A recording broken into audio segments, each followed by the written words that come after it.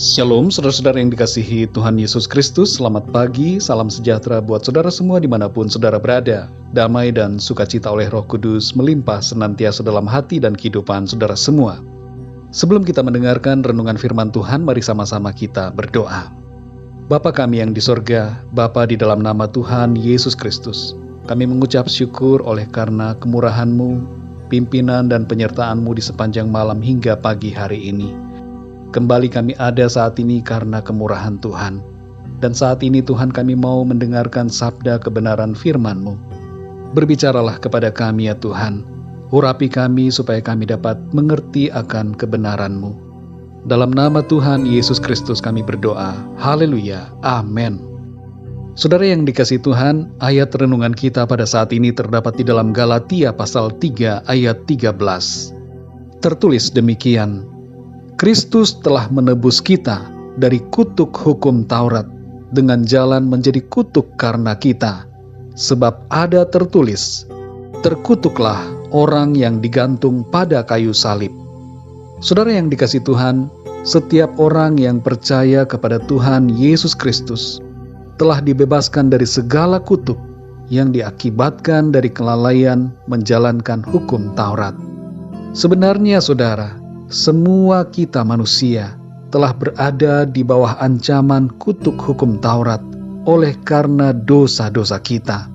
Tapi semua kutukan itu telah ditanggung oleh Tuhan Yesus di atas salib. Disebutkan dalam ayat ini bahwa orang yang tergantung pada kayu salib adalah orang yang terkutuk. Inilah yang dilakukan oleh Tuhan Yesus. Ia memberikan dirinya disalib untuk menggenapi ayat ini, menjadi terkutuk karena kita. Meskipun ia tidak layak mendapatkan hukuman itu, ia menjadi terkutuk supaya kita diberkati. Ia dihukum supaya kita dibebaskan. Ia mati supaya kita hidup.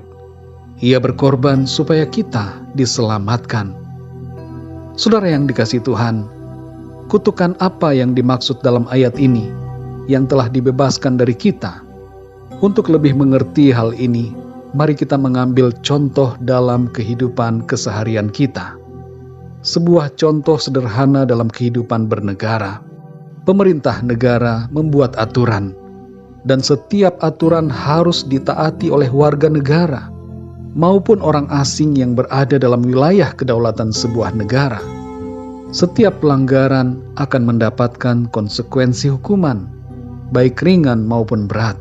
Kita pasti masih ingat bagaimana seorang warga negara Indonesia dijatuhi hukuman mati di sebuah negara lain karena melakukan pelanggaran.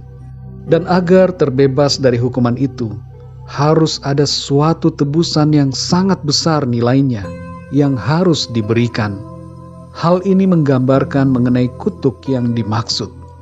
Hukuman atas pelanggaran disebutkan dengan kata kutuk. Allah yang memerintah telah membuat aturan-aturan bagaimana seharusnya manusia ciptaannya hidup. Dan setiap aturan itu memiliki konsekuensi. Setiap pelanggaran akan berakibat kematian, terpisah dari Allah, sebab Allah itu kudus. Dan kematian yang dialami bukan sekedar kematian biasa, tapi kematian yang kekal. Dalam Roma 6 ayat 23 dikatakan, sebab upah dosa ialah maut. Dan dalam Roma 3 ayat 23 tertulis, karena semua orang telah berbuat dosa dan telah kehilangan kemuliaan Allah. Semua orang, termasuk saudara dan saya, telah berbuat dosa. Dan sebagai akibatnya adalah kita akan mengalami kutuk akibat dosa, yaitu maut.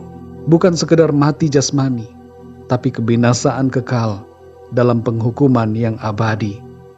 Perbuatan baik, amal atau sedekah tidak dapat membebaskan kita dari hukuman dan kutuk maut ini.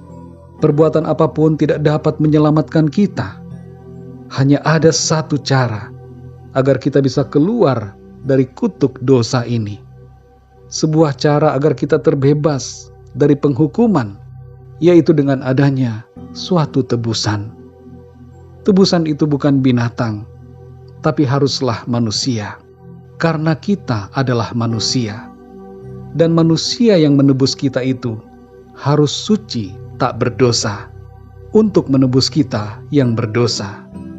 Dan inilah saudara yang dilakukan Allah untuk kita. Mengapa tebusan ini harus ada? Untuk memenuhi tuntutan keadilan Allah. Karena kasih-Nya, Allah sendiri datang ke dunia, menjadi manusia sama seperti kita, untuk menjadi korban tebusan, menanggung kutuk yang harus kita tanggung, supaya kita terbebas dan diselamatkan. Saudara yang dikasihi Tuhan, kalau ada di antara saudara yang mendengarkan renungan ini, belum percaya kepada Tuhan Yesus Kristus, mari buka hati saudara, percayalah kepadanya, agar saudara diselamatkan dari kutuk kebinasaan dan memperoleh kehidupan yang kekal. Ikutilah doa saya. Tuhan Yesus, aku percaya Engkau adalah Allah yang telah datang sebagai manusia. Engkau adalah Tuhan dan Juru Selamat yang telah mati dan berkorban untuk menebus aku dari penghukuman akibat segala dosaku. Aku percaya dan menerima Engkau ya Tuhan Yesus. Ampunilah aku Tuhan.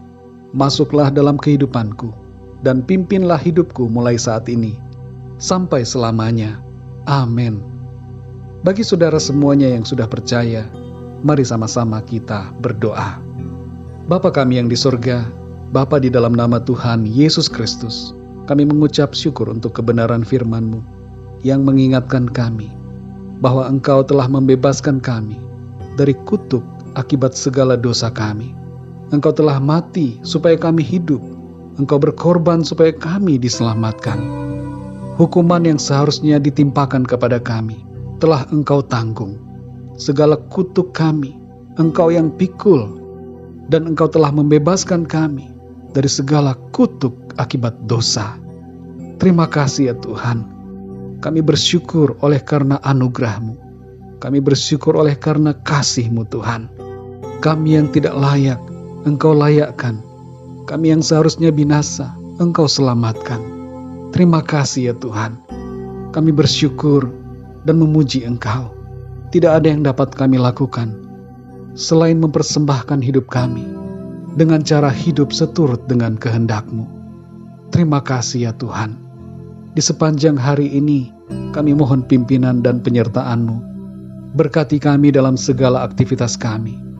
Dan biarlah apa yang kami lakukan semuanya membawa kemuliaan bagi nama Tuhan. Kami berdoa untuk yang sakit, sembuhkanlah ya Tuhan, dan kuatkanlah yang lemah.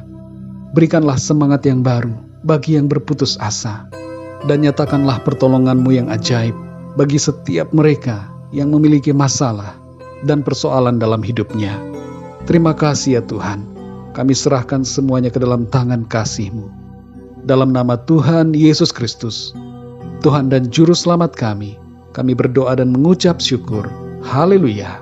Amin.